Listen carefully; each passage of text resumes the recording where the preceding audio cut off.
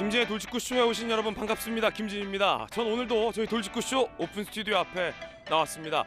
우리 옛말에 자라보고 놀란 가슴 소뚜껑 보고도 놀란다는 말이 있습니다.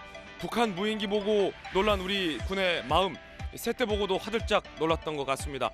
또 무인기를 보낸 줄 알고 대응 추격했는데 이번에 새때로 밝혀졌습니다. 무인기가 아니라서 다행입니다만 만약에 북한의 무인기가 또 온다면 요격이나 격추해서 떨어뜨릴 수 있는 건지 다시 한번 점검해봐야 한다는 목소리를 윤석열 대통령도 냈습니다. 잠시 후에 이야기 나눠보죠. 저는 비가 오나 눈이 오나 매일 아침 이곳에서 여러분을 기다리겠습니다. 김진의 돌직구쇼 지금 라이브로 시작합니다. 잠깐만요.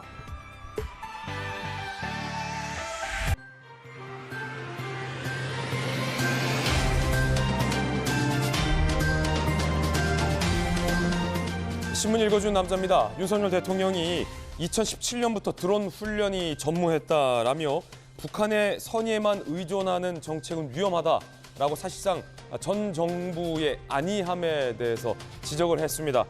그러자 민주당에서는 윤석열 대통령의 발언에 재반박을 하고 나섰습니다. 북한 무인기가 쏘아올린 정치권의 논쟁인 셈입니다. 잠시 후에 이야기 나눠보겠습니다. 오늘 조간신문 4가지 키워드 준비가 되어 있습니다. 먼저 첫 번째 키워드부터 보시죠. 첫 번째 키워드는 이겁니다. 특사.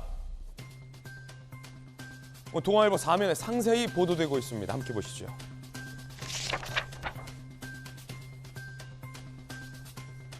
(36) 명에 대해서 특사가 결정됐습니다. 그런데 윤석열 대통령이 적폐청산 수사했었던 36명 인물들이 포함이 돼 있습니다. 야당 인사는 10명 포함이 돼 있습니다. 이명박 전 대통령 그리고 민주당 인사로서는 전병현 전 의원도 이번에 사면 복권이 됐습니다. 논란이 됐던 김경수 전 지사에 대해서는 사면이 됐지만 복권은 이루어지지 않았습니다. 야권에서는 김경수 끼워넣기다라고 반발을 하고 있습니다만 김경수 전 지사의 표정은 어땠을까요? 좀 밝아 보이는 것 같기도 한데요. 잠시 후에 이야기 나눠보겠습니다. 이어서 두 번째 키워드입니다. 두 번째 키워드는 이겁니다. 우려. 한겨레 신문 5면에 쓰고 있습니다. 함께 보시죠. 북한의 무인기 공격용 아니라지만 군 대응에 커지는 우려. 만약에 공격용 무기나 생화학 물질을 달고 들어왔으면 탐지하고 타격할 수 있겠느냐라는 불안함인 거죠. 잠시 후에 전문가 모시고 이야기 나눠보겠습니다. 자, 이어서 다음 키워드입니다. 세 번째 키워드는 뭘까요? 바로 이건데요. 5조. 조선일보 1면 내용입니다.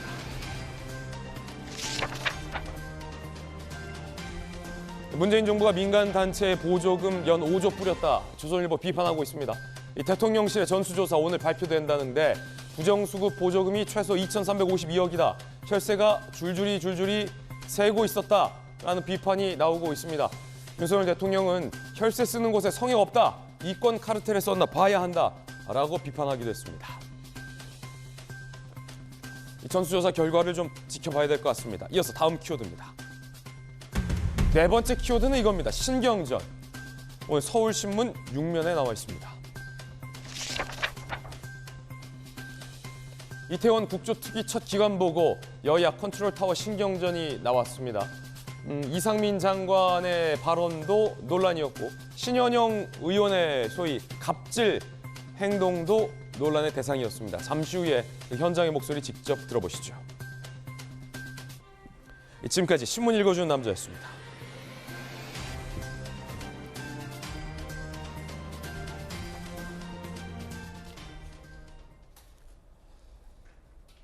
자라보고 놀란 가슴, 소뚜껑 보고 또 화들짝 놀랐던 모양입니다. 북한의 무인기에 잘 대응하려 했지만 결국 한 대도 격추시키지 못해서 논란이 일고 있는데 잠시 후에 새때에 놀란 우리 군의 대응과 관련된 이야기도 전해드리겠습니다.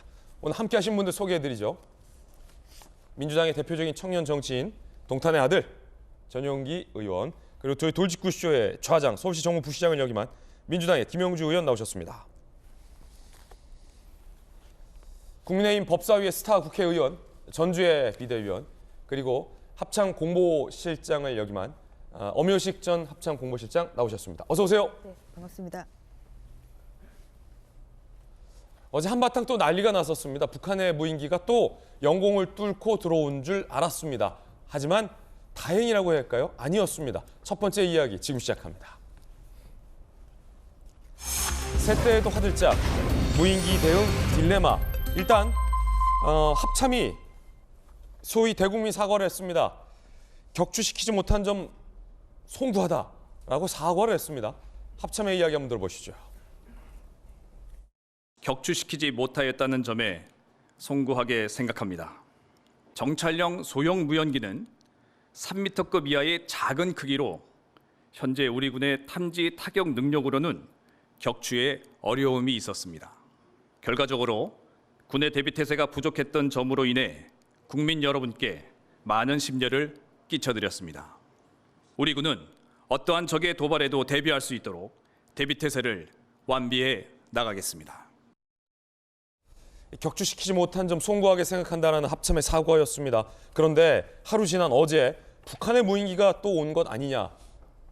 일부 지역에서는 주민들에게 북한 무인기가 왔다라는 문자까지 발송을 해서 논란이 있었습니다. 어찌 된 일일까요? 인천 강화군 지역에서 미상의 행적이 포착됐어요. 항적이 20여 대 군용기가 긴급 투입됐습니다. 무인기일지도 모르니까 일단은 이거 잘한 거예요. 이거는 인천시 성모도 지역에서 무인기 관측, 안전에 유의, 재난 문자가 긴급 발송돼서 주민들이 상당히 좀 놀랐다고 합니다. 북한 무인기가 재침투했다라는 소문이 확산됐습니다. 그런데 알고 봤더니 저 뒤에 있는 사진처럼 새떼가 육안으로 확인됐습니다. 길이 2m 안팎의 북한 무인기가 레이더상 이 새떼와 굉장히 유사하다. 뭐 이런 설명도 나와요. 잠시 후에 전문가에게 물어보겠습니다. 강원 영서 지역에서도 북한 무인기가 관측된다라는 일단 신고가 있었지만 새떼였습니다. 자, 엄변식 실장님, 우리 군이 대응 출격을 했습니다. 이번에는 심기일전 반드시 잡겠다. 막 그런 각오로 탁 뜬 것 같았는데 불행인지 다행인지 새떼. 근데 이 새떼랑 무인기가 비슷합니까? 네, 사실 어제 그 언론을 통해서 보도된 것처럼 무인기인 줄 알고 출격했는데 실제 현장에 가보니까 새떼였다. 어떻게 보면 약간 해프닝이고 아니 군이 뭐 저런 것도 모르지라고 생각할 수도 있는데 사실 새떼가 레이더상에서 적 항적처럼 보여서 출동한 적은 어제만 있었던 일이 아니라 예전에도 종종 있던 일이었고요. 예. 사실 이런 것은 괜히 비행기가 출격했다라고 그것을 비난하기보다는 군이 사소한 의심이 있는 정황이 있더라도 출격을 해서 사실을 확인하고 그거에 대한 대비 태세를 나름 유지하고 있구나라는 쪽으로 생각하는 게 필요할 것 같습니다. 긍정적인 마음가짐이 중요하다. 혹시 그 새떼는 북한이 보낸 겁니까? 네. 북에서 왔을 수는 있을 것 같아요. 이북에서 왔을 수도 있는데 그냥 일반적인 새떼입니까? 그러니까 레이더상에 어떻게 표기가 되길래 새떼랑 무인기가 이제 종종 혼용이 되나요? 아마 이제 많은 국민분들은 잘 모르실 수 있을 것 같아서 그 점도 좀 설명 부탁드립니다. 네, 여러분 새떼라는 게 레이더상에 등장했다가 최초의 논란이 있던 것이 2010년 천안함 폭침 사건 당시에도 보면 레이더상에 어떤 그 흔적이 잡혀서 우리 함정이 추적을 했지만 결국 나중 사라졌고 뭐 최종적으로 판독해 보니까 새떼였다라는 말이 나왔었는데요. 사실 이 새가 한 마리 같은 경우 그렇지만 여러 마리가 같이 군집 비행을 하게 되면 거기에 레이더파가 반사가 돼서 그것이 일종의 비행기처럼 보일 가능성이 많이 있고 실제 그런 일들이 있습니다. 특히 가을 겨울을 지나면서 철새들이 이동할 때는 그런 새들이 집단으로 이동을 하기 때문에 저 친구들 지금 사진 보니까 비행기처럼 날아가네요. 네, 맞습니다. 그래서 저것은 어제만 있던 일이 아니고 평상시에도 저런 상황이 발생하면 공군 또는 관련되는 장비들이 출격을 해서 실제 새떼인지 아니면 뭐 북한의 그 무인기인지 항공기인지 확인하는 것은 늘 있어 왔습니다. 그렇군요. 자, 강화도 그리고 인천 지역의 일부 주민들은 재난 문자를 받고 북한 무인기가 또 침범했다라는 문자를 받고 아마 많이들 놀라셨을 것 같습니다. 결과적으로 새떼. 주민들 반응도 준비되어 있습니다. 들어보시죠.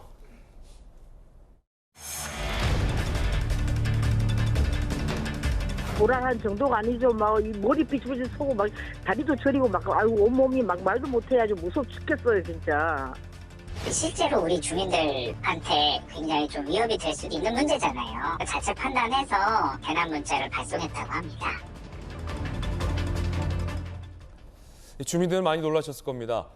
강화군이 무인기로 특정을 해서 재난 문자를 보낸 것이 과연 맞냐, 잘된 일이냐, 잘못된 일이냐에 대한 논란도 많습니다만 더 큰 논란은 용산 상공을 북한 무인기가 와서 찍고 갔냐 아니냐. 더 정확하게 말하면 북한 무인기가 용산까지 온 것을 우리 군이 구체적으로 확인을 했냐 못했냐. 예, 논란일 것입니다. 합참의 이야기 들어보시죠. 3m 이하의 무인기는 이제 탐지나 식별이 상당히 제한되는 상태입니다. 어제의 그 상황도 탐지와 식별을 계속 반복했던 상황이 있었습니다. 그 용산 가까이 들어온 항적이 전혀 없나요? 그 서울 북부까지 왔다고 일단 어저께 발표했을 때 어디까지 온 건지. 용산 상공을 비행한 항적은 없었습니다. 3m 이하 무인기는 식별이 제한된다고 하셨는데 그 이후 답변에서는 용산 상공 비행 항적은 없다고 하셨거든요. 그러면 이게 탐지와 식별이 계속 반복됐다고 하셨는데 서울에 진입하지 않았다고 확신하시는 근거가 뭔지 좀 궁금합니다. 적의 움직임이나 예상 경로를 고려하여 배치를 하고 거기에 따라 작전을 합니다. 아무래도 중요 지역에는 더 많은, 더 성능이 좋은 장비들을 많이 배치했을 거라고 생각합니다. 이 논란이 왜 이러냐면요. 엄 실장님 더 잘 아시겠지만 우리가 북한 무인기를 이렇게 오고 있다라는 걸 본 게 아니라 여기서 등장했다가 깜깜해졌다가 여기서 등장했다가 깜깜해졌다가 여기서 등장했다가 놓쳤다. 이거를 반복했다가 결국 놓쳤잖아요. 네, 그렇습니다. 그러면 용산까지 안 왔는 걸 어떻게 하느냐. 군이 못 본 걸 수도 있지 않습니까?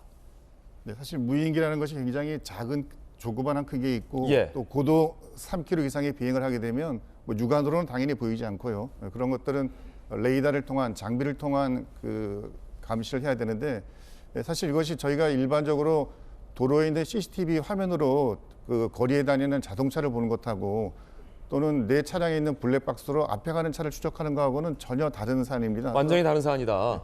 보통 감시를 한다면 일반적으로는 그렇게 카메라로 앞에 가는 어떤 대상물들을 연속적으로 계속 촬영하는 그런 것을 상상할 수 있는데요. 실제 이번에 북한의 무인기에 대해서 우리가 확인했던 것은 그렇게 연속되는 모습이 아니라 점 단위로, 그러니까 보였다 안 보였다를 반복하는 그런 상태이기 때문에 사실 정확하게 어느 궤적으로 어떻게 움직였는지를 자신 있게 말하기는 어렵죠. 그렇죠. 하지만 군 입장에서는 늘 이렇게 최악의 상황, 가장 나쁜 상황을 상정하고 대비하는 게 필요하지 않습니까? 그래서 이번에도 물론 나타났던 궤적만을 놓고 봤을 때 대통령실 있는 용산까지는 오지 않았을 것으로 판단을 하더라도 그렇게 될 수 있는 상황까지도 가정을 해서 대비를 해야 된다고 보고 특히 이번에 한강 하구를 통해서 무인기들이 진입한다는 것이 노출됐기 때문에 예. 다음번에는 그곳으로 또 오진 않겠죠, 당연히 북한도. 그렇다면 또 우리가 상상하지 못했던 다른 경로로 들어올 수 있기 때문에 그러한 그 북한의 무인기 침투 경로에 대해서 우리가 보다 폭넓은 상상력을 발휘해야 될 것 같습니다. 예. 이 비행 궤적을 보고 분석해서 이제 이건 판단의 영역인데 합참에서 여러 가지 용산 주변에서 관측된 레이더 근거는 없다. 그리고 북한 무인기의 궤적 그리고 돌아가서의 어떤 항공 궤적과 레이더 좌표를 추적해 봤을 때 용산까지는 못 내려왔을 것으로 판단된다. 그러니까 현재 합참에서는 이렇게 판단을 했다. 이 부분이군요. 네, 그렇습니다. 무인기가 완전히 용산까지 안 왔다라고 확신할 수는 없는 거군요. 네, 확신을 할 수 없죠. 그리고 확신이라는 것은 실제 그 무인기를 저희가 격추를 해서 그 안에 있는 카메라 장비를 열어봤을 때 예. 없으면 확신할 수 있는 거지만 지금은 무인기는 북으로 돌아간 상태고 또 며칠 지난 뒤에 갑자기 어느 날 북한이 그 무인기에서 찍은 사진이라는 것을 공개할 가능성도 있지 않습니까? 예. 그러니까 지금 상태에서는 어떠한 것도 단정해서는 되지 않을 것 같고 모든 가능성을 열어놓고 분석을 하거나 또는 그 대책을 수립해야 한다고 봅니다. 그래서 사실 그 무인기를 잡았어야 돼요. 네, 매우 아쉽습니다. 저도 아쉽습니다. 북한 무인기가 출현했다라는 사실을 주민들에게 알리지 못한 것도 지금 논란이 일고 있습니다. 그제 북한 무인기 5대 침범을 했는데 주민들에게 대피 안내 문자 등 발송이 안 됐죠. 이성준 합참 공보실장, 북한 무인기가 실시간대로 움직여 추적 감시를 하다 보니 알리지 못했다라는 입장도 밝혔습니다. 자, 다 좋습니다. 그럼 이제 앞으로 북한이 또 이런 식으로 무인기를 보내면 어떻게 방어할 거냐? 그때도 또 못 잡고 북한으로 돌려보낼 것이냐? 그래서는 안 되겠죠.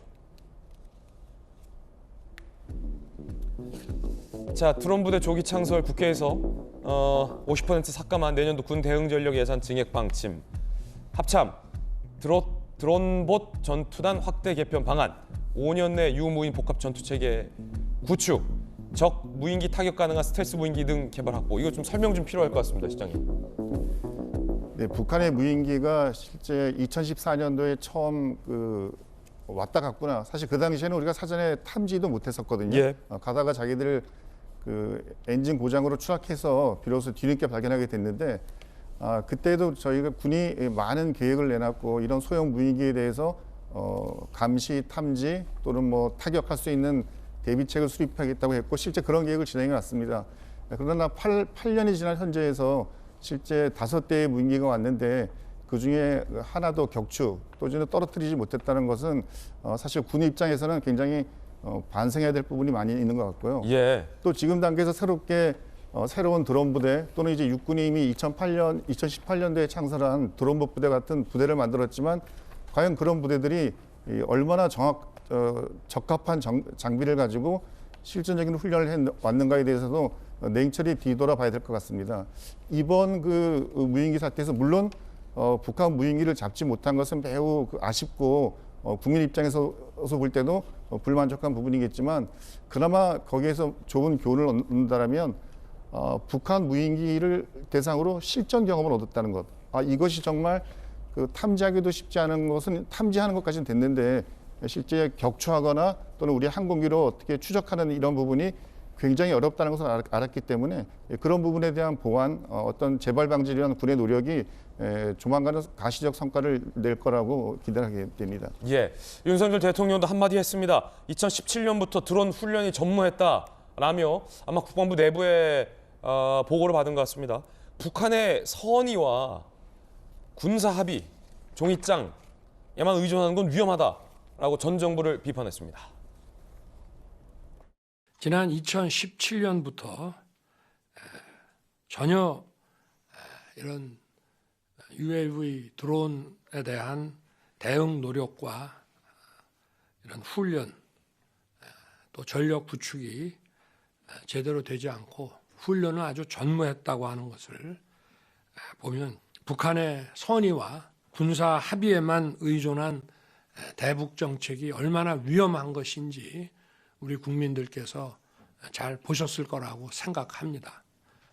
드론 부대 설치를 최대한 앞당기겠습니다. 최첨단으로 드론을 스텔스화해서 감시 정찰력을 강화할 것입니다. 이 남북 관계에 보다 더 중점을 뒀던 이 전 정부의 어떤 대북 기조에 대한 비판적인 내용도 함께 담겨 있는 것입니다. 그러다 보니까 북한의 주요 전력에 대한 우리 군의 실전 훈련이 매우 미흡했다라며 북한의 선의, 북한이 우리한테 그러지 않을 것이야 라는 막연한 믿음, 그리고 종이장과 같은 군사 합의에만 의존하는 것은 매우 위험하다라고 전 정부의 대북 기조를 비판한 겁니다. 자, 그러자 민주당에서는 당연히 발끈했습니다. 윤석열 정부의 국정 철학은 남 탓이냐라고 말입니다. 들어보시죠. 대통령실은 NSC조차 열지 않았습니다. 전임 정부에게 떠넘기기로 일관하고 있는 윤석열 대통령의 발언은 한심하기 짝이 없는 안보 무능 그 자체입니다. 윤석열 정부의 국정 철학은 전 정권 탓, 국회 탓입니까? 북한 무인기가 수도권 상공에 7시간이나 머물렀습니다. 그 7시간 동안 국군 통수권자인 대통령은 무엇을 하고 있었고 무엇을 지시했는지 밝혀야 합니다. 자, 이제 여기서부터는 뭔가 약간 정쟁의 느낌도 좀 납니다. 여야 의견 들어보죠. 먼저 전주현 의원이요. 네. 대통령이 뭔가를 보고 받았습니까, 군에서? 아니 2017년 동안 제대로 훈련도 안 하고 뭐 한 거야? 거의 지금 그렇죠. 이 정도의 질타예요? 뭐 기초 체력이 지금 허약해진 상태에서 뭐 갑자기 뭐 좋은 그런 결과를 낼 수는 없는 거죠. 그 문재인 정부 이제 5년 동안 뭐 이러한 뭐 북한과 관련한 사실 뭐 이런 군사 훈련이랄지 사실 이런 게 많이 없었죠. 이제 그러다 보니까 이게 갑자기 이제 무인기를 격추하는 것도 이게 실력과 또 노력이 필요한 건데 훈련과 이제 그러한 것이 5년 동안 없다 보니까 이제 이러한 결과가 나온 것이고요. 그 지난 이제 2017년 같은 경우에도 지금 그 북한 무인기가 사드가 있는 그 성주 기지를 이제 촬영하고 돌아가다가 추락을 하는 바람에 발견한 적이 있어요. 2017년에도. 그런데 이제 이번에는 오히려 더 진일보했다고 보는 거는 일단 이번에는 그래도 무인기를 일단은 그 우리나라 영공에 침범하는 것을 바로 그래도 실시간 알지 않았습니까? 그래서 그때는 북한 그 경북 성주가 사실 경북까지 내려가는 것도 모르고 있다가 추락하는 바람에 지금 알게 됐다는 건데 이번에는 그래도 이 무인기가 우리나라 영공을 침투한 것을 그래도 바로 그렇게 알아냈다는 것은 조금 더 이것은 저는 진일보했다고 생각을 하고 있고요.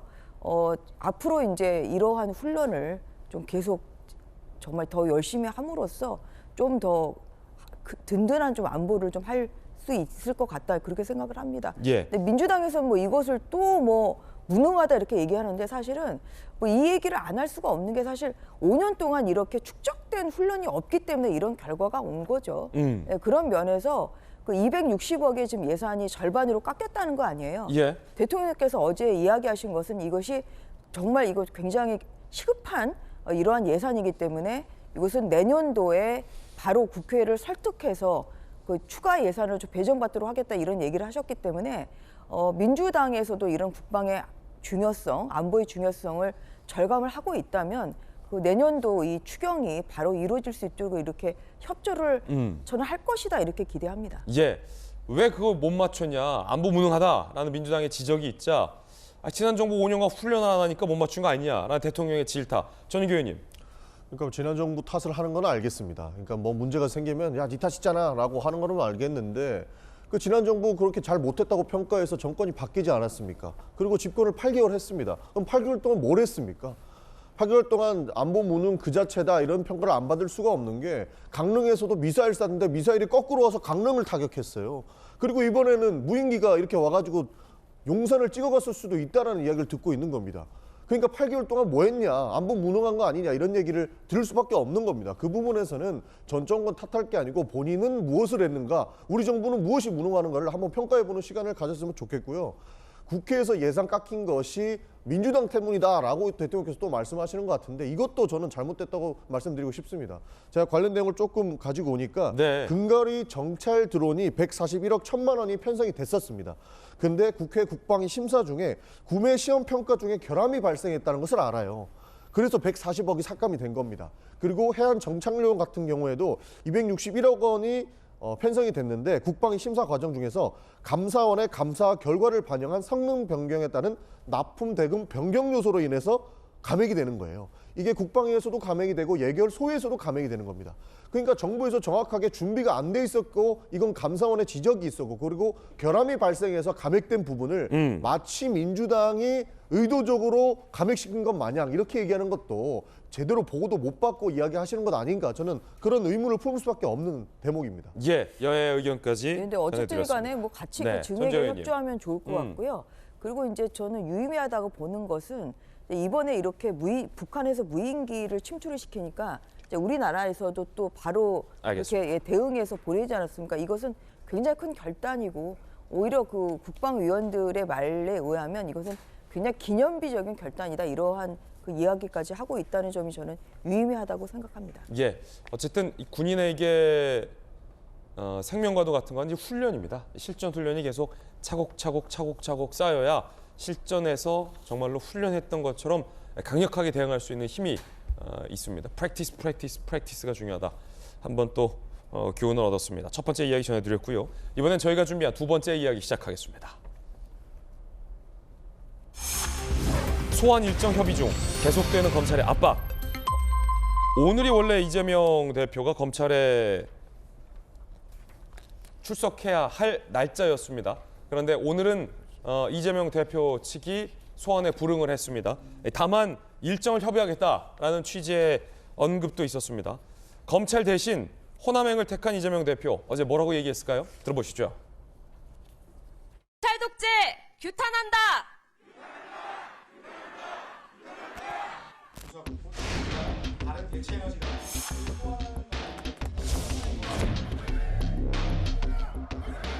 MP는 왜 갑자기 나오는 거예요?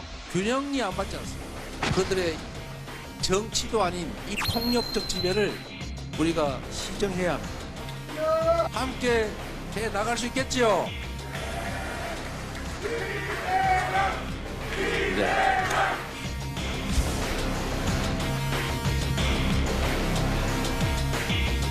한 200~300명 저를 한번 잡아보겠다고 다른 사건 다 팽개치고 사건 처리 못하면서 매달려 있지 않습니까?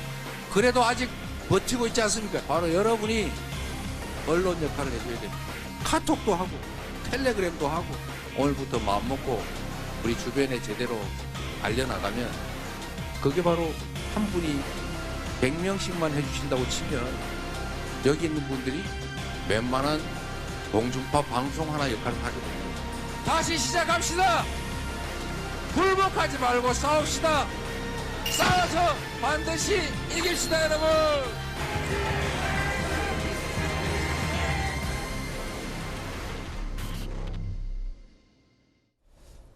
김용주 의원님, 네. 이 검찰청사가 아니라 일단 호남행을 택했습니다. 그리고서의 이 언급은 정치도 아닌 폭력적 지배다라고 현재 윤석열 정부를 강하게 비판을 했습니다. 그러면서 본인을 200~300명이 수사하고 있다라고 얘기했지만 정확한 팩트는 검사 60명이겠고요. 어쨌든 굉장히 야당 탄압을 하고 있다라는 메시지로 결집하자라고 지지층에게 강력하게 어떤 호소하는 언급이었는데 당 내의 목소리는 지금 이 대표가 결집하자라는 메시지와는 조금 다른 양상도 좀 있는 것 같아요. 특히 이제 총선이 점점 다가오고 있고 이 대표의 개인적인 사법 리스크인데 과연 어디까지 우리가 결집을 해야 할까와 관련돼서 굉장히 좀 혼란스러운 목소리 좀 많이 보도되고 있는 것 같은데 김용주 의원께서 보시기에는 어떻습니까? 그렇습니다. 아무래도 이제 검찰의 출석 요구를 계속적으로 외면하기는 어렵다고 보고 정면 돌파하겠다라는 그런 생각들을 가졌을 때 결과적으로 그만큼 이제 출석을 하게 되고 목전까지 왔다라고 하는 것은 대내외적으로 굉장히 자기 말하자면 기반이 약해지고 있다는 걸 실감했기 때문에 실제로 우리 당의 본류라고 할 수 있는 호남에 갈 수밖에 없었다.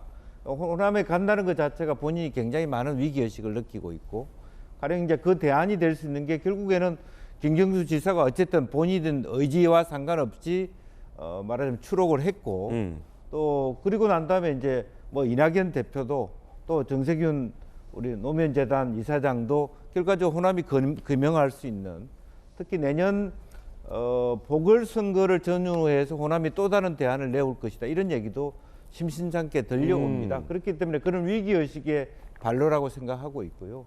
사실은 뭐 전당대회 이전부터 호남은 이재명 대표가 어디까지 견딜 수 있는가를 계속적으로 저울질해왔던 지역이었기 때문에. 아, 그렇습니까? 예. 결과적으로 전체 당에 있어서의 뭐 최고위원 구성을 보더라도 일색일문이라고 하는 것은 호남의 주류가 사실은 빠져 있는 거거든요. 이재명이 얼마나 버티나 보자.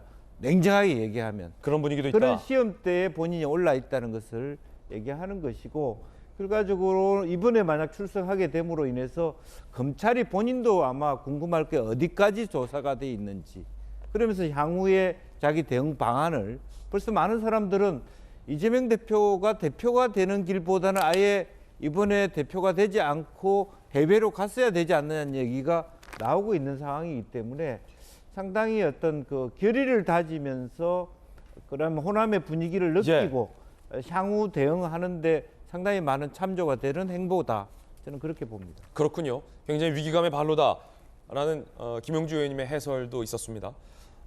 이재명 대표 측이 이 검찰의 소환 통보 과정에서 예우를 갖추지 않았다라고 격앙된 반응을 보였다라는 보도가 나왔습니다. 자, 그 보도 내용에 따르면 적어도 지청장이 연락은 해야 한다. 라는 부분도 있는데요. 함께 보시죠. 중앙일보 보도를 보면요. 이재명 대표 측에서 소환 통보 과정에서 예우를 갖추지 않았다. 검찰 관계자, 성남지청 유모 부장검사가 당대표실 전화에 통보했다. 조사 일정 협의할 담당자를 알려달라고 했다. 그럼 검찰에서도 조사 일정을 협의할 테니 담당자를 알려달라는 요청을 했군요. 부장검사가 직접 전화해서. 그럼 일방적인 날짜 통보는 아니라는 건데 민주당과 검찰이 밝히고 있는 내용이 사뭇 다릅니다. 민주당에서는 일방적인 소환 통보였다라는 주장도 있었는데 지금 보도에 따르면 검찰은 부장검사가 전화해서 소환 일정을 협의할 담당자를 알려달라고 요청을 한 상황인데 이에 대해서 이재명 대표 측에서 부장검사가 아니라 성남지청장이 연락해야 된다. 라는 지적이 있었다라는 보도 내용입니다. 일단은 보도 단계인데 정혁진 변호사님 나오셨습니다. 예우, 야당 대표에 대한 예우를 갖추라. 부장검사로는 안 된다. 이 보도에 따르면 지청장이 전화를 걸어서 그러면 언제 소환하시는 게 좋을지 날짜를 협의할 담당자 좀 알려주세요. 라는 멘트를 이 보도에 따르면 지청장이 전화했어야 됐다는 건데 네네. 통상적으로 정치 변호사는 어떻습니까? 지청장이 친절하게 전화를 해줍니까? 글쎄요, 뭐 저희 의뢰인 같은 경우에는 뭐 지청장커녕 검사는커녕 그 밑에 있는 수사관이 연락 주실 때가 제일 많고요. 수사관이 연락할 때가 제일 많다. 네네. 그 다음에 뭐 성남지청장 검사장도 아닌데 뭐 부장검사하고 큰 차이 없을 거거든요. 그 다음에 무엇보다도 아마 이재명 대표가 성남지청에 진짜로 출석하시면 지청장이 조사 시작하기 전에 지청장실로 불러가지고 차 한 잔 아마 줄 겁니다. 티타임. 네네. 그런데 사실은 뭐 좋은 일에서 상 받으러 가시는 거 아니잖아요. 그 범죄 피의자로서 수사를 받으러 가는 마당에 뭐 이렇게 예우는 이렇게 따지는 거는 그렇게 적절해 보이진 않고요. 그다음에 무엇보다도 이재명 대표는 다른 걸 떠나가지고 법조인 아니겠습니까? 저보다도 한참 위에 그 변호사 선배님이신데 본인의 혐의가 어떠한 것인지 형법과 특가법의 규정이 어떠한지 판례는 어떠한지 누구보다도 제일 잘 알 거예요. 자기 사건이니까.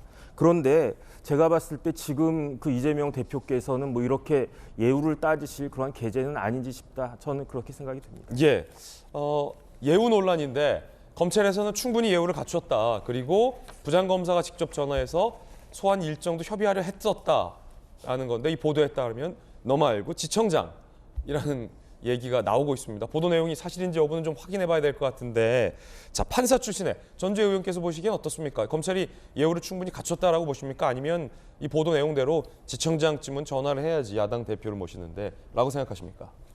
부장검사가 전화를 했으면 굉장히 예우를 갖췄죠. 그리고 지금 예우 타령할 때가 아닙니다. 그냥 본인이 빨리 적절히 소환 일자를 잡아가지고 출석을 하셔야죠. 그러면은 지금 앞으로 대장동 관련해서 아마 중앙지검의 수사를 저는 피할 수는 없다고 생각하는데요. 그러면 그때는 그럼 중앙지검장이 또 전화를 해야 이 소환에 응할 겁니까? 너무 이게 지금 그러니까 본질이 뭔지를 착각을 해도 지금 너무 착각을 하는 것 같고요. 뭐 이재명 대표 스스로가 생각하는 것 같진 않고 그 측근이 지금 이재명 대표 측이 이제 그렇게 그런 반응을 지금 보였다 이런 보도잖아요. 성남지청장이 전화해라. 제가 알기로는 대한민국의 공직자들도 많이 검찰 수사를 받았죠. 뭐 전직 대통령도 받으셨고요. 뭐 이렇지 않습니까?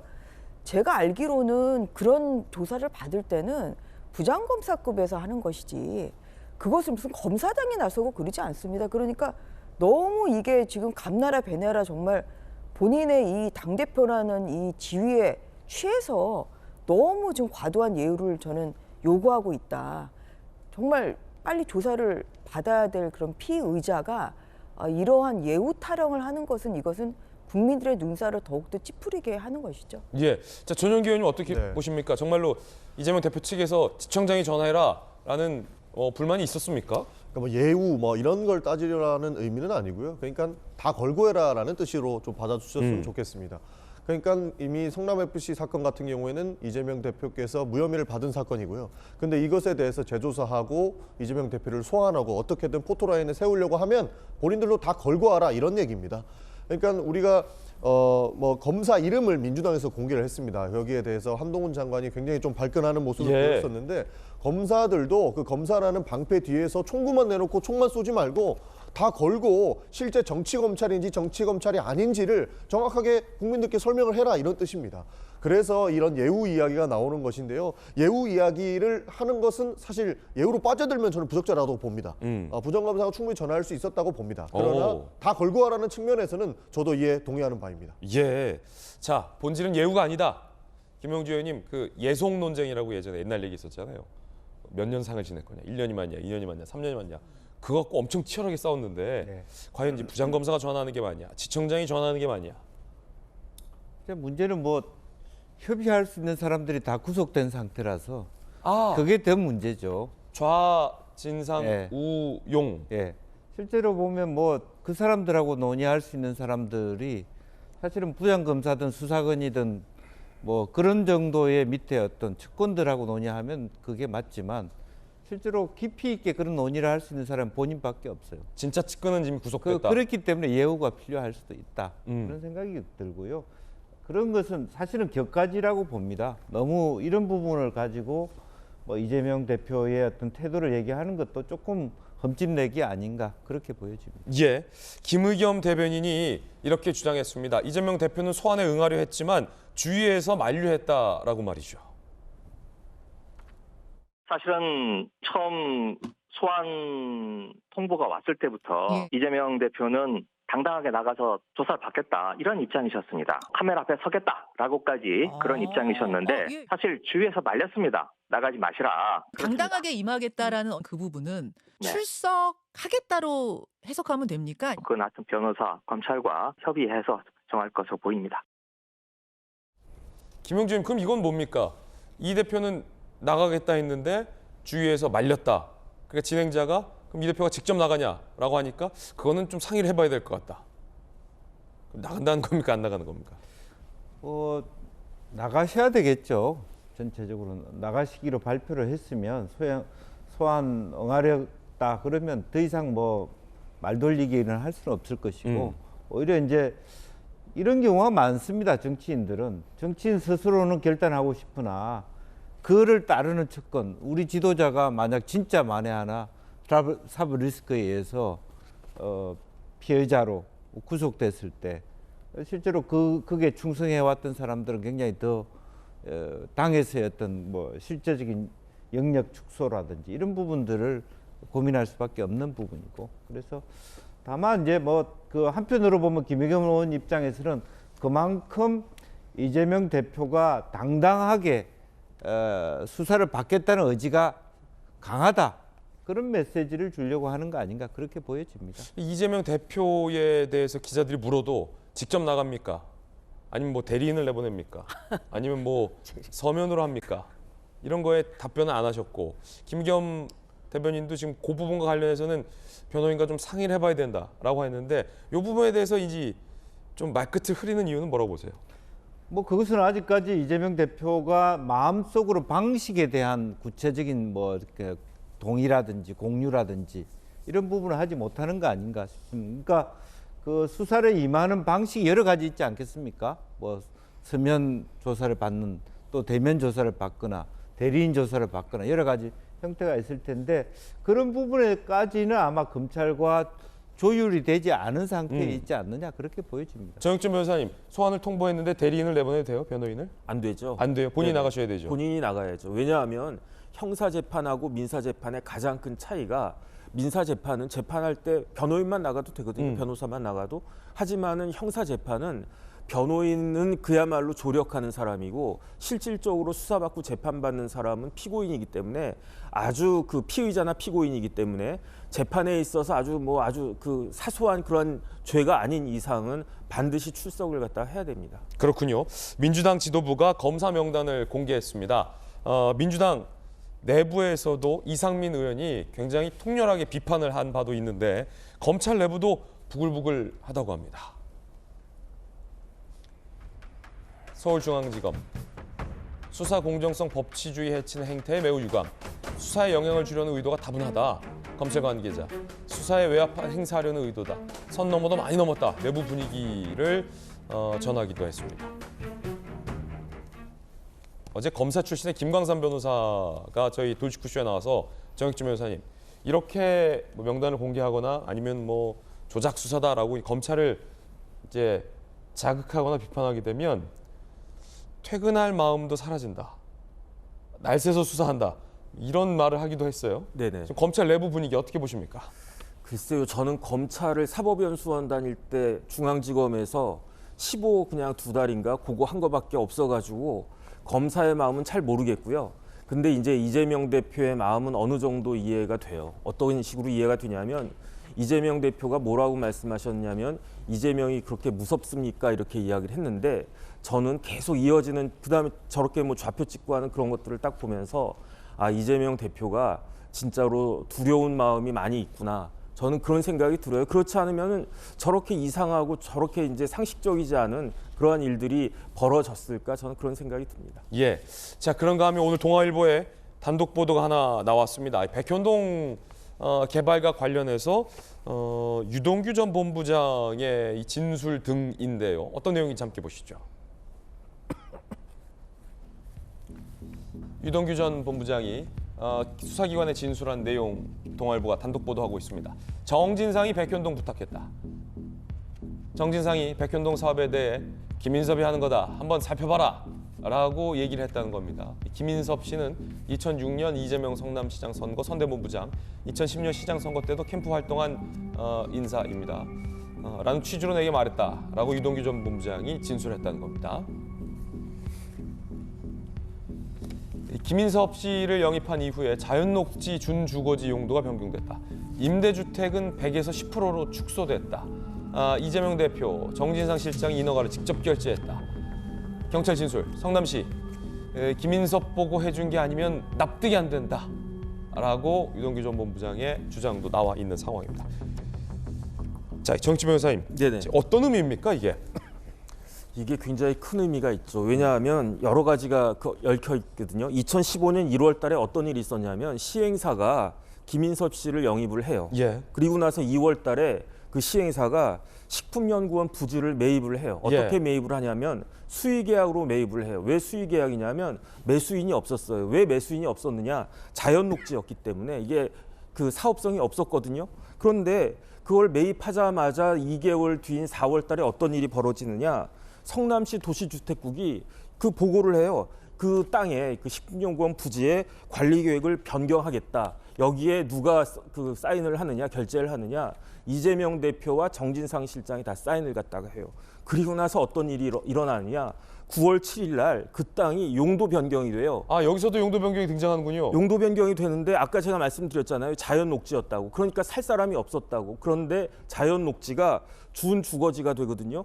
자연 녹지하고 준 주거지 사이에 뭐가 있냐면 1종, 2종, 3종 일반 주택지가 있어요. 일반 주거 지역이. 그런데 이게 어떤 의미냐면은 이게 자연 녹지면은 그 용적률이 그 건물 올릴 수 있는 용적률이 50에서 100%가 되는데 준주거지가 되면은 1, 2, 3종 다 뛰어넘고 4단계 뛰어서 준주거지가 되면은 500%가 딱 되는 거예요. 그래가지고 처음에는 식품연구원이 뭐라고 이야기를 했냐면 이 땅을 우리가 좀 잘 비싸게 팔아야 되니까 성남시에다가 이거 자연녹지를 좀 풀어가지고 2종 주거지로만 해달라. 그러면 250%까지 될 수 있거든요. 그거를 성남시가 거절을 했는데 그런데 이 시행사가 이 땅을 사고 난 다음에 4단계를 갖다가 뛰어넘게 된 거고 그다음에 이제 활용 점정 마지막 백미는 뭐냐면 그리고 나서 해가 바뀐 다음에 2016년 1월 달에 임대 아파트 100% 짓기로 한 걸 이걸 10%로 확 줄인 거예요. 임대 아파트는 줄이고 네. 수익성은 늘리고. 그래가지고 시행사가 어떻게 됐느냐?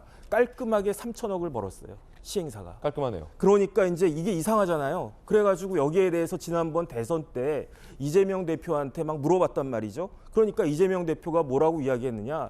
이렇게 용도 변경을 한 거는 국토부가 협박을 해가지고 용도 변경을 해줄 수밖에 없었다. 그래서 이 말이 또 꼬투리가 잡혀가지고 그 지난번에 이제 김문기 씨 그 발언과 함께 공직선거법상의 허위사실 공표죄로 딱 되고 있는 건데 그런데 이렇게 되고 있는 와중에 드디어 백현동 관련해가지고 유동규 씨가 그 입을 열었는데 그 입이 어떤 이야기냐?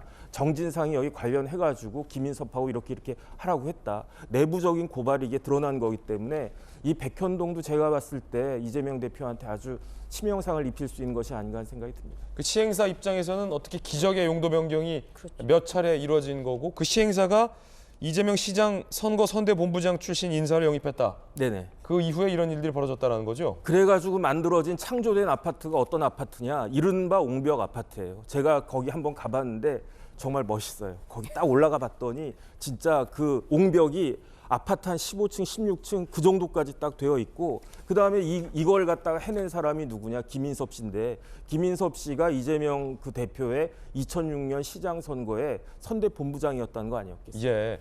또 다른 의혹이 유동규 씨의 입에서부터 시작이 된 셈인데 성남FC 사건 때 논란이 되고 있었던 이 땅에 대한 용지병 변경, 용도 변경이 이번에도 또 등장을 해서 네. 아마 큰 논란일 것 같아요. 전 의원님 어떻게 보십니까?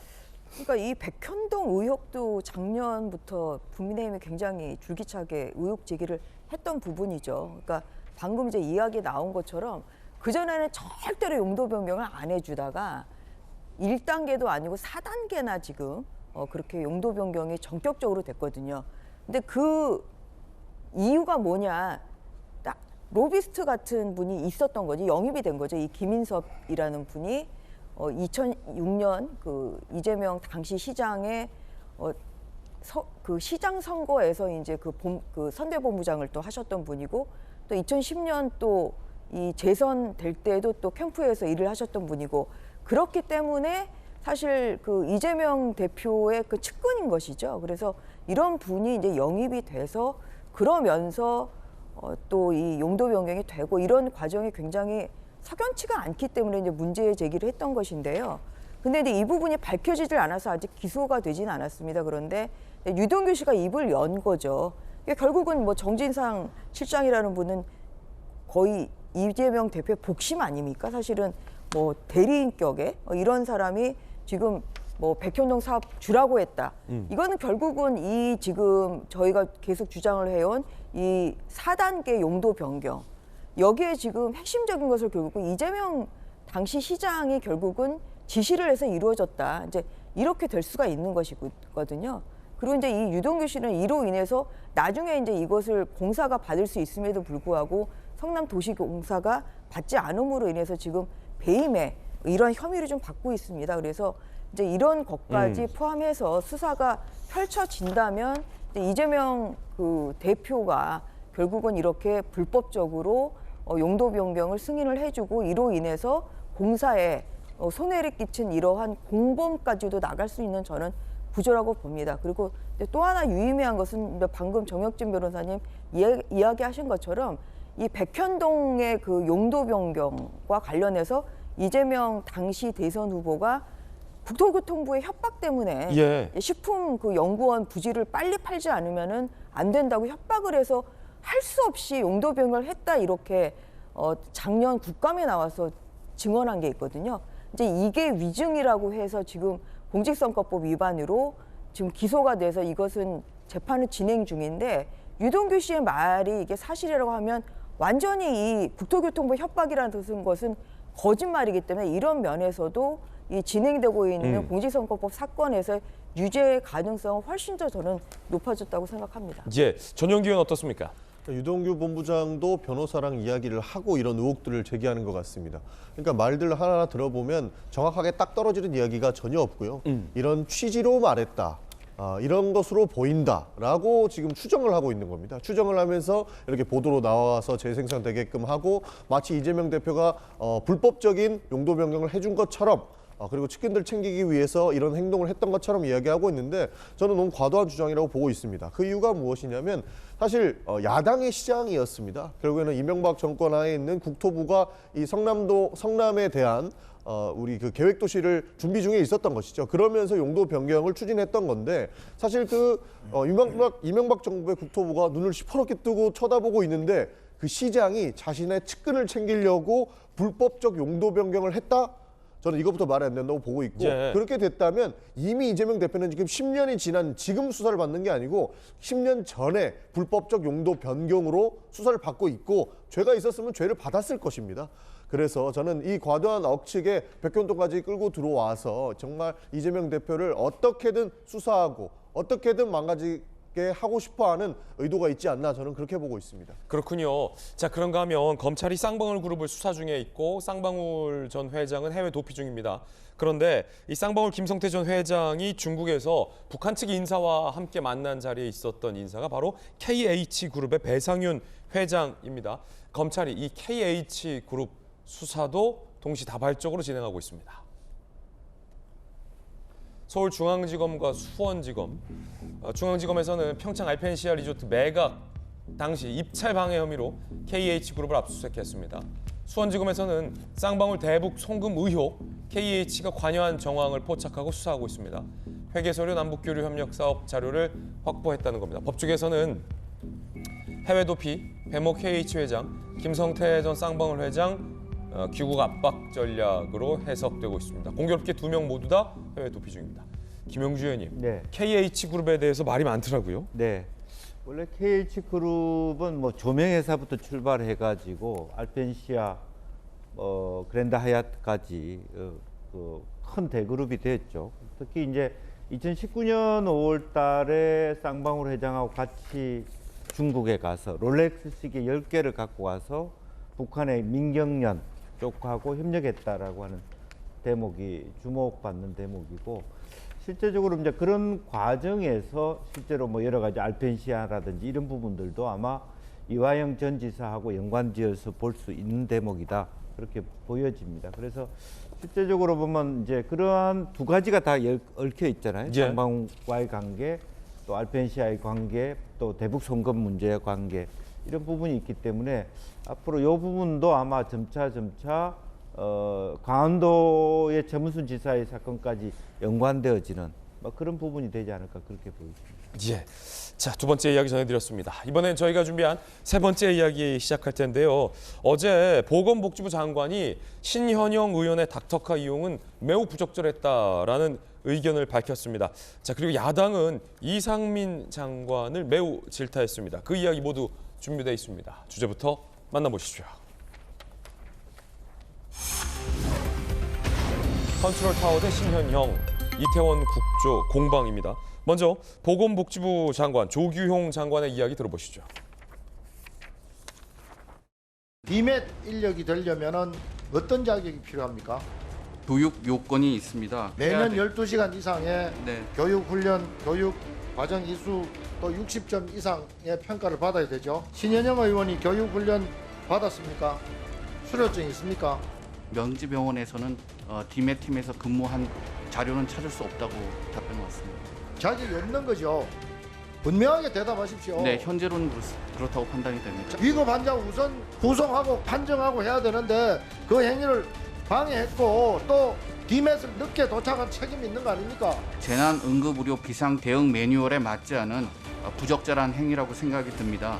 신현영 의원이 명지 DMAT에 전화를 해서 이대역 5번 출구로 오라 해서 출동하는 DMAT 차량을 우회시켰죠.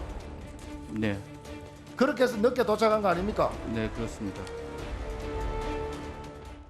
자, 어제 국조특위 현장에 있었던 전주혜 의원에게 이야기 들어보겠습니다. 조규용 보건복지부 장관의 이야기 우리가 좀 짧게 들었는데 네. 복지부 장관의 입장은 뭡니까? 그래서 신현영 의원의 닥터카 이용은 매우 부적절했다는 겁니까? 부적절했다고 얘기를 하고 있고요. 그리고 이제 이런 행위가 응급의료에 관한 법률 12조에 따른 규정을 위반해야 했는지 여부에 대해서는 이제 경찰이 수사하고 있기 때문에 경찰 수사를 지켜봐야 된다, 이제 그런 거였습니다. 뭐 어제 방금 이제 나온 것처럼 뭐 여러 보도가 있었습니다만 이 DMAT 그 자격증이 없거든요. 그런 그거는 이제 저희가 어제도 다시 한번 확인을 했고요.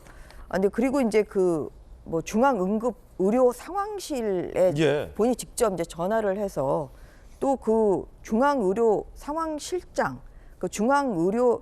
중앙응급의료실장이 또 명지부병원에 근무했던 분이라는 거예요. 그러니까 아마 이제 신현영 의원하고도 아는 사이 아닌 뭐일 수도 있을 것 같은데, 이 중앙응급의료실장한테 전화를 해서 그래서 이제 이 한라인 명지병원에도 DMAT가 출동을 하냐 이런 걸 물어봤다는 거예요. 그래서 이제 본인은 출동을 한다.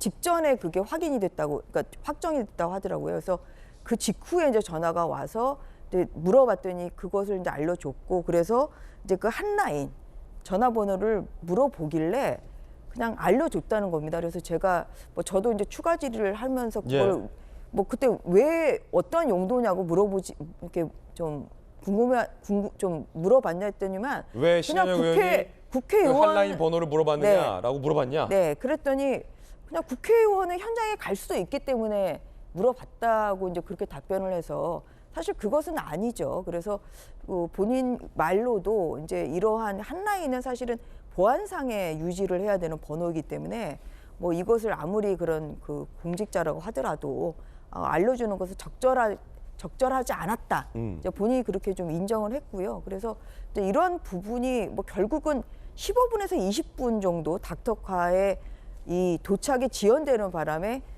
거기에 필요한 업무를 사실 제대로 못한 거죠. 이제 이러한 부분이 좀 국민들의 질타를 받는 부분인데 이제 그러한 과정에 대해서 이제 어제 보건복지부 장관이 굉장히 적절하지 않았다. 그리고 이것은 법 위반 여부에 대해서는 지금 경찰에서 수사 중이다. 뭐 이런 것을 좀 확인을 했습니다. 예, 보건복지부 장관은 신현영 의원이 저 뒷매 차량에 탑승할 자격이 없고 훈련을 받지 않았고 협업을 할 수 있는 위치에 있지 않았기 때문에 매우 부적절하다라고 비판을 한 겁니다. 경찰도 이 의혹 수사에 착수했습니다. 서민민생대책위원회가 직권남용 공무집행방해 강요 응급의료법 위반 혐의로 고발을 했고 위력에 의한 업무방해 혐의로 또 고발을 했죠.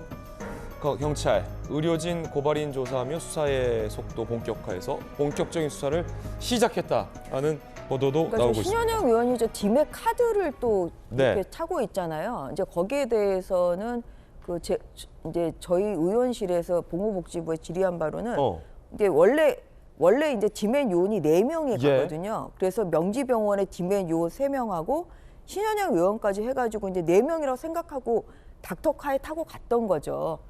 그런데 보니까 이 봉투 안에 그 디맥백 안에 그 출입증이 4개가 있더라는 거예요.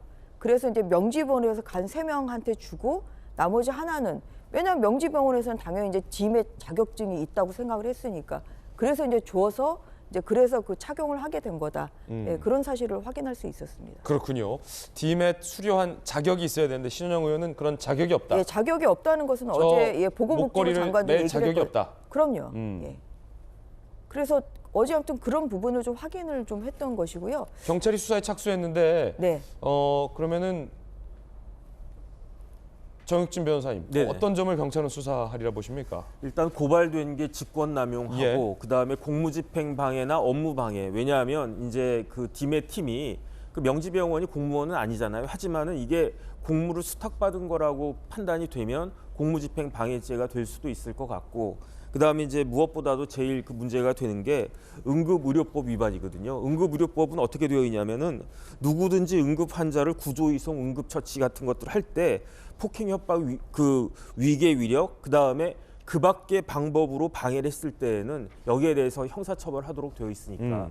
그런데 형사적인 걸 떠나가지고 신현영 의원은 다른 사람이 아니고 의사잖아요. 의사는 어떤 사람입니까? 사람의 생명을 살리는 사람이잖아요. 하지만 그 신현영 의원의 그 행위는 다른 의료진의 그 활동을 그 방해하는 행위였던 것 같고 그렇기 때문에 우리나라가 갖추어왔던 권역 디메트 시스템 자체가 무력화돼서 결과적으로 가정적일 수는 있지만 어떤 사람이 단 한 명이라도 더 구할 수 있었는데 거기에 대해서 영향이 있지 않았을까 하는 그런 생각이 들어가지고 이 부분에 대해서는 참 안타깝다는 생각이 듭니다. 예, 자 민주당의 박찬대 의원 등 민주당 지도부 일각에서는 닥터카 구급차도 아닌데 타도 된다, 아무 문제 없다라는 주장도 나오고 있는데 보건복지부 장관은 그 주장을 사실상 매우 비판을 한 겁니다. 자격이 없는 사람은 그 차를 탈 수가 없다.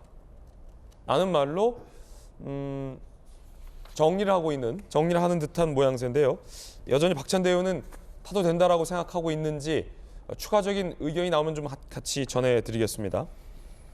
명지병원 응급센터장이 같이 신현영 의원과 그 디멧 차량을 탔던 요원들의 이야기를 전했습니다.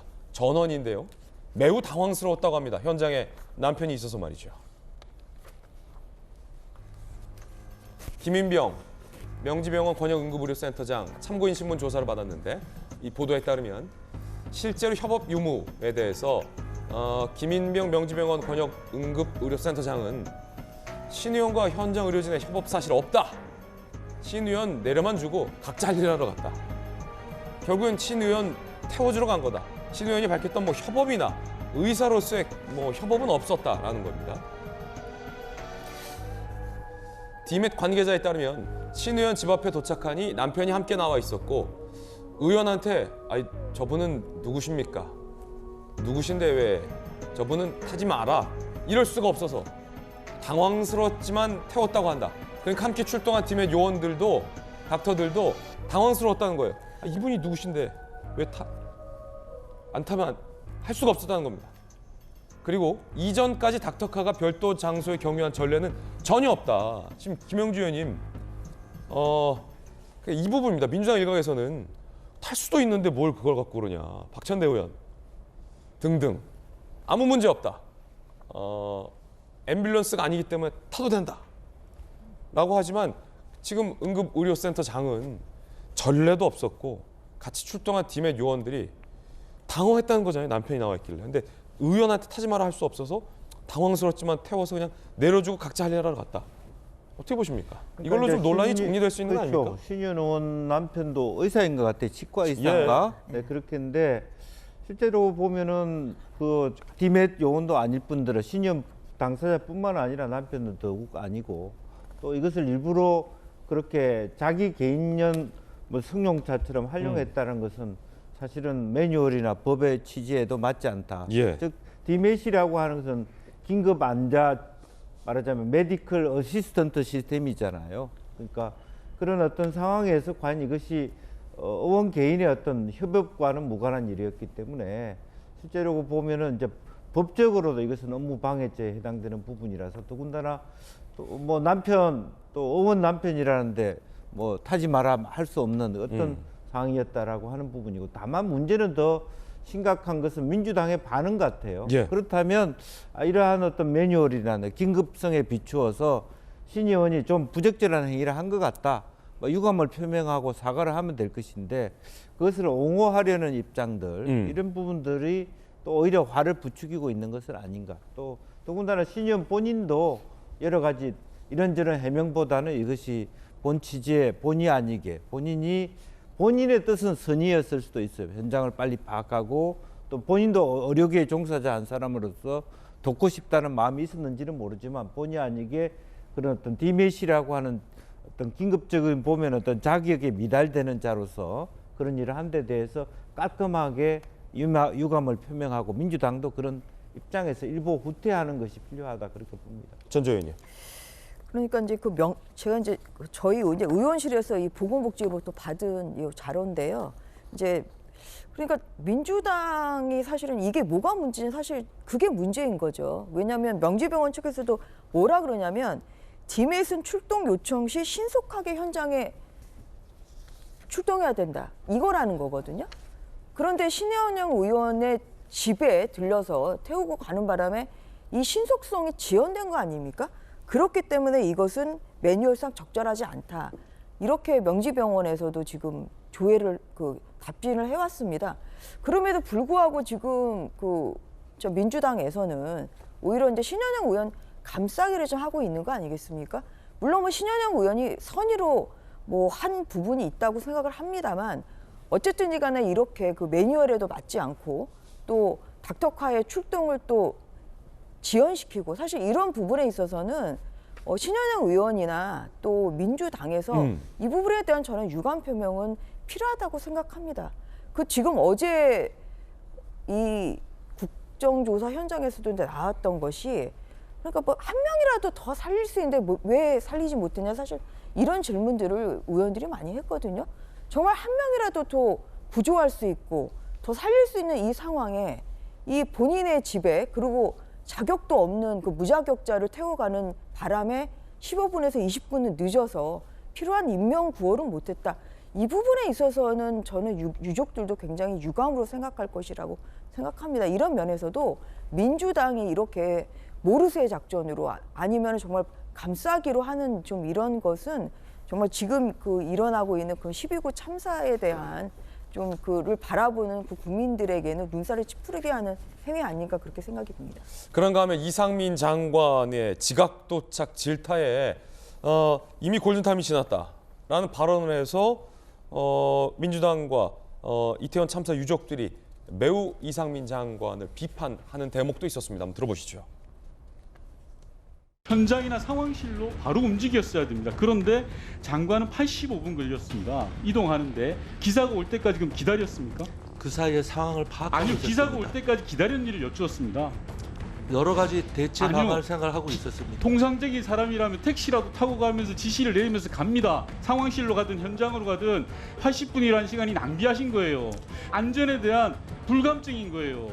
이 시간은 이미 골든타임이 지난 시간이었고요. 의원님하고는 생각을 조금 달리합니다.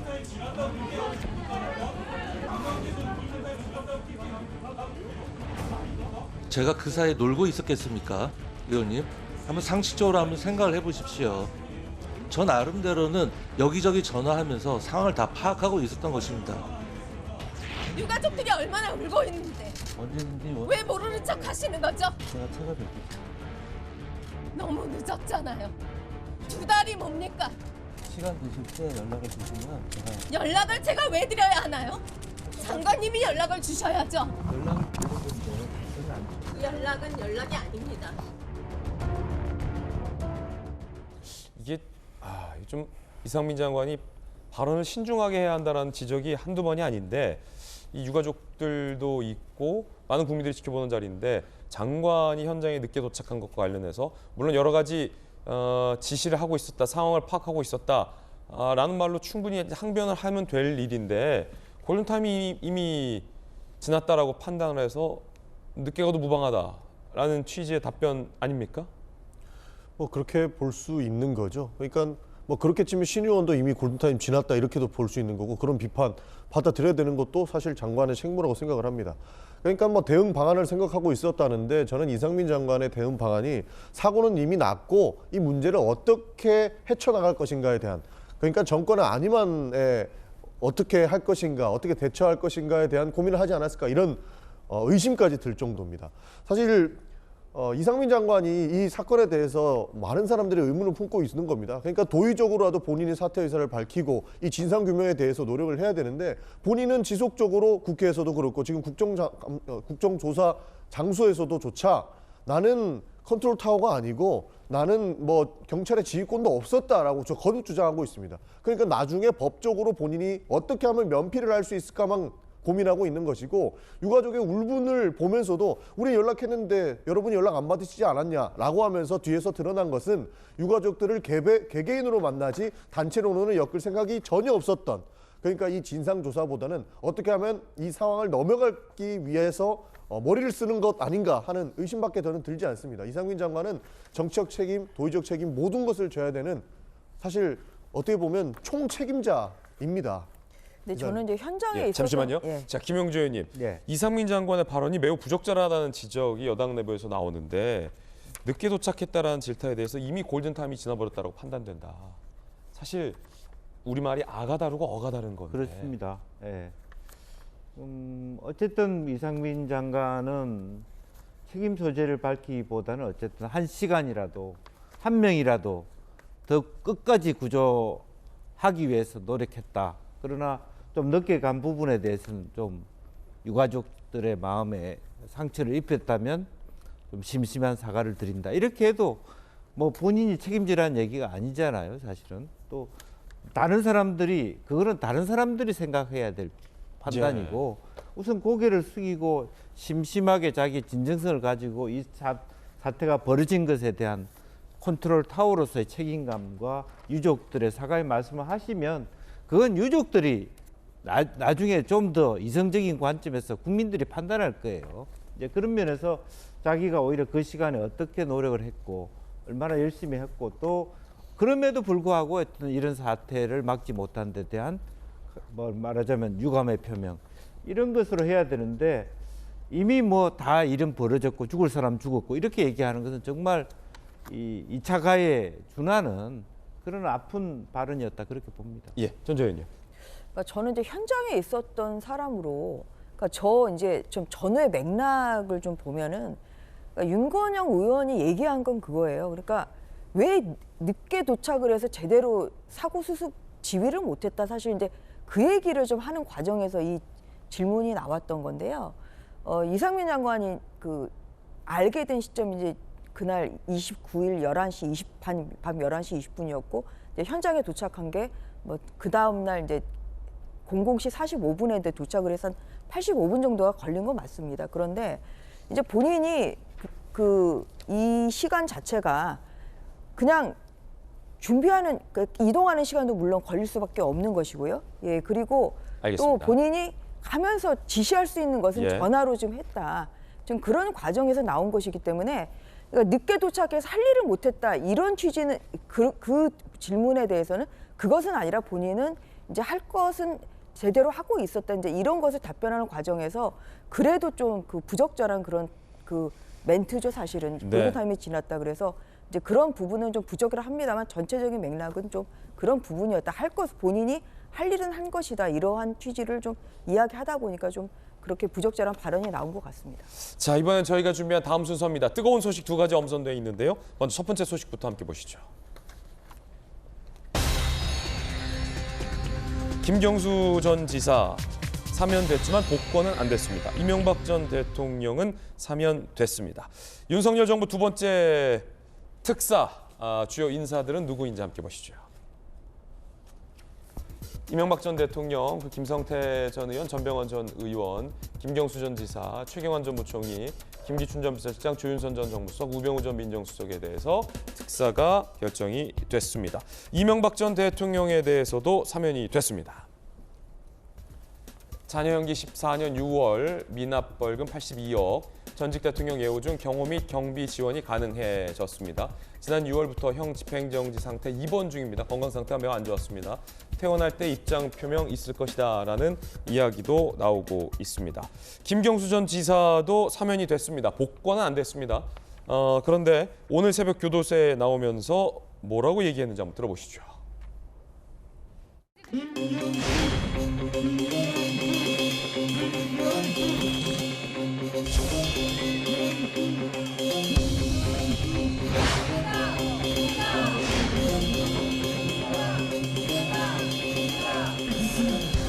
따뜻한 봄에 나오고 싶었는데 본의 아니게 추운 겨울에 나오게 됐습니다.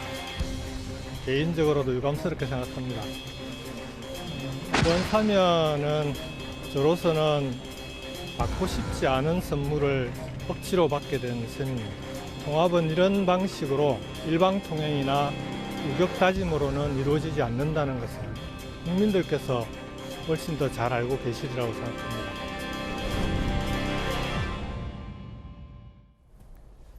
김경수 전 인사는 받고 싶지 않은 선물을 억지로 받았다라고 이야기를 했습니다.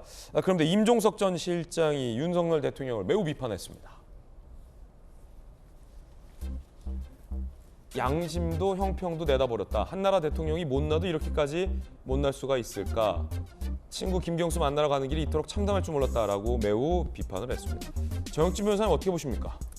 저도 사실은 다른 분들은 잘 모르겠고요. 김경수 전 지사에 대해서는 사면이 좀 부적절하다 그 생각이 드는 게 이게 사면법에 맞지 않거든요. 사면법 14조 찾아보면은 특별 사면할 때 이제 법무부 장관이 상신하도록 되어 있거든요. 그때 뭘 보냐면은 범죄의 정상 사건 본인의 그 성행, 뭐 수용 중의 태도 이런 것들을 보게 되어 있는데 김경수 지사는 대법원 판결에도 불구하고 그다음에 그 범죄가 보통 범죄가 아니고 민주주의의 근간을 흔드는 아주 그 나쁜 그런 범죄인데 그럼에도 불구하고 대법원 판결에도 불복하는 그런 태도를 보이고 있기 때문에 이게 그 뭐 선물을 떠나가지고 이게 사면권의 그 행사의 대상인가 하는 생각을 전 개인적으로는 합니다.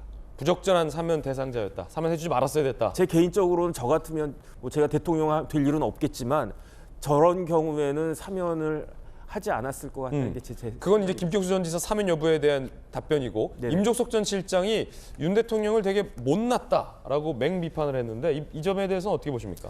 글쎄요, 이제 그 제가 봤을 때 본인이 수사해가지고 그 그 재판에 넘겼던 많은 사람들을 사면했다라는 이야기인 것 같은데 제 생각에 윤석열 검사장은 검사로서의 그 책무에는 충실했던 것 같아요. 만약에 무리하게 기소해가지고 무죄가 나왔다라고 그러면 모르겠는데 어찌됐든지 간에 공소유지를 잘 해가지고 다 유죄 판단 받지 않았습니까?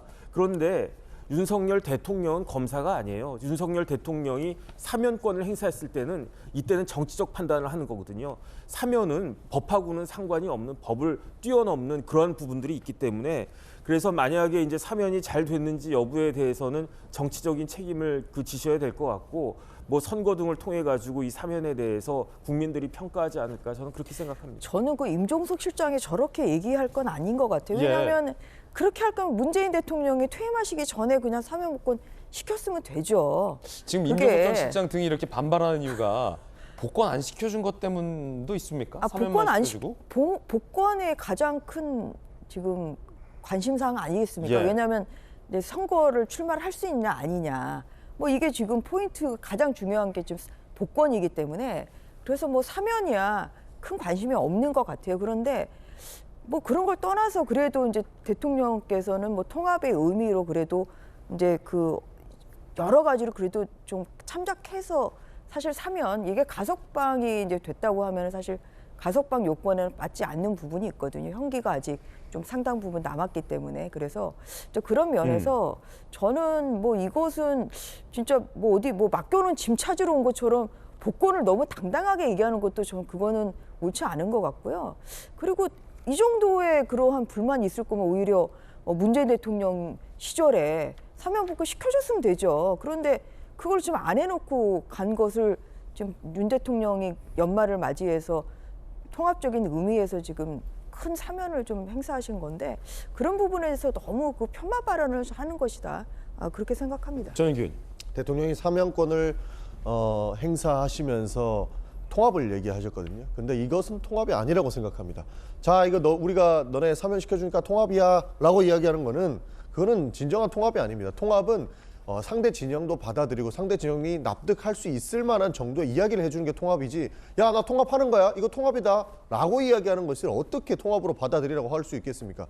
복권을 이야기하는 것이 아닙니다. 이 복권 문제보다 이명박 대통령 그리고 김기춘 전 비서실장 뭐 우병우 전 뭐 직책이 생각 안 나요. 네, 우병우 씨를 풀어주면서 김경수 지사를 하나 더 얻는 거거든요. 그렇게 하면서 이거는 통합의 의미로서 이야기하는 것인가 받아들여라라고 하니까 저희는 못 받아들이는 겁니다. 김경수 지사는 지난번에도 들러리 쓰기 싫다. 나는 사면 찬성하지 않는다라고 밝힌 적이 있습니다. 가석방 불원서를 내면서까지요. 그러니까 이런 모습들이 어떻게 민주당에서 받아들여야 되는지를 이야기하기보다 진정한 통합은 상대방을 받아들이는 것이 먼저 행해져야 된다. 이런 말씀을 저는 드리고 싶습니다. 예, 뜨거운 소식 함께하고 있습니다. 이번엔 두 번째 소식입니다. 만나보시죠.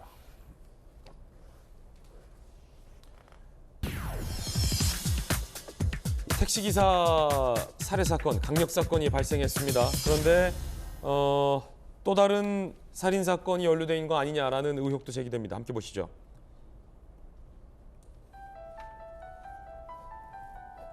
지난 25일 30대 남성 A씨, 택시기사 B씨를 살해 후 옷장에 숨겼다가 검거됐습니다. 25일 오전 3시 30분 이 살해된 택시기사 가족이 신고를 했어요. 같은 날 오전 11시 20분 택시기사를 살해한 A씨의 여자친구가 남자친구 옷장에 시체가 있다 경찰에 신고했고 경찰은 A씨 집에서 발견된 시신이 이 택시기사로 확인이 됐고 30대 남성 A씨를 체포해서 구속영장을 신청한 그런 상황입니다.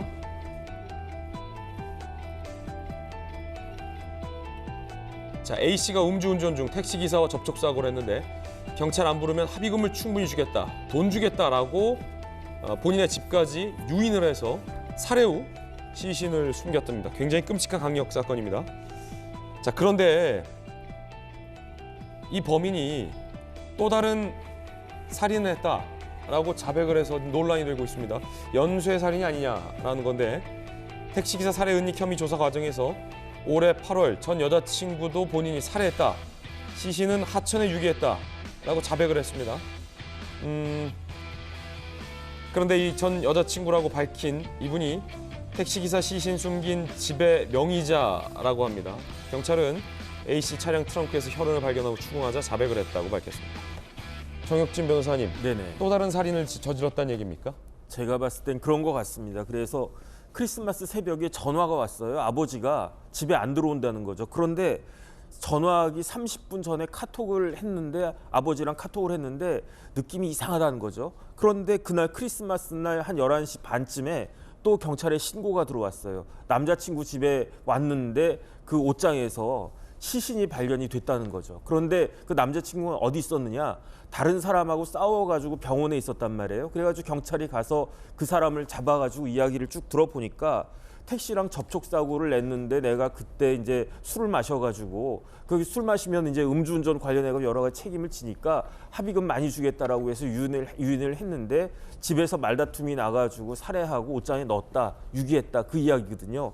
그래가지고 경찰이 그 집에 딱 갔는데 예. 그 집이 또 이상해요. 왜냐하면 그 집이 그 사람 집이 아니었던 거죠. 50대 여자의 집이었는데 연락을 해보니까 연락이 닿지가 않고 오히려 핸드폰이 그 집 안에서 발견이 되고 그다음에 그 여자 살해된 여자의 신분증이 그 범인의 차 안에서 또 발견이 된 거죠. 그 30대 남성. 그렇죠. 그래가지고 계속 추궁을 하니까 지금 앵커가 이야기한 것처럼 8월 달에 또 이제 그 여자를 그 50대 여성을 살해하고 하천에다가 유기했다 이런 이야기니까 최소한 본인이 자백을 했으니까 2명을 살해하고 시체를 유기한 거는 거의 팩트인 것 같고요. 그러면 이 사람이 본인이 범행을 저질렀다, 살해했다라고 자백한 대상이 2명인데 한 분은 택시기사분이고 네네. 한 분은 그 택시기사의 시신을 숨겨놨던 집주인. 그렇죠. 본인이 여자친구라고 주장하는 그 피해자의 집이었는데 아직 그 50대 여성의 시신은 발견이 안 된 것 같으니까 그 다음에 이렇게 사람 한두 명 죽일 수도 있지만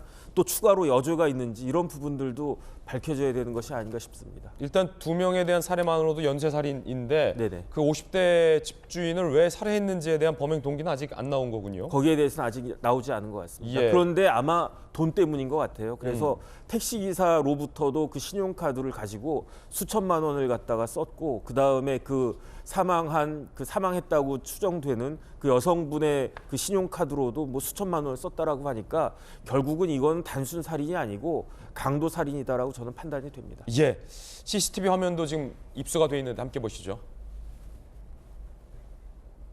경기 고양시의 삼거리입니다. 흰색 SUV 차량이 큰 길로 우회전을 합니다. 직진하던 택시가 차량 앞부분을 그대로 들이받습니다.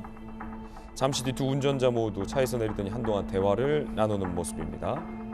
그리고 15분 뒤 두 차량이 나란히 현장을 떠나요. 경찰 안 부르기로 합의를 했어요. 이후 두 사람은 남성이 살던 아파트로 이동했고 닷새 뒤 택시기사는 남성의 집 옷장에서 끔찍하게 시신으로 발견이 된 겁니다. 저희들은 60초 광고 보고 돌아오겠습니다. 오늘 저희들이 준비한 소식 모두 다 전해드렸습니다. 저희들은 내일 아침 8시 50분에 더욱더 풍성한 소식 들고 인사드리겠습니다. 오늘 하루는 분명 어제보다 나을 겁니다. 좋은 하루 되십시오. 고맙습니다.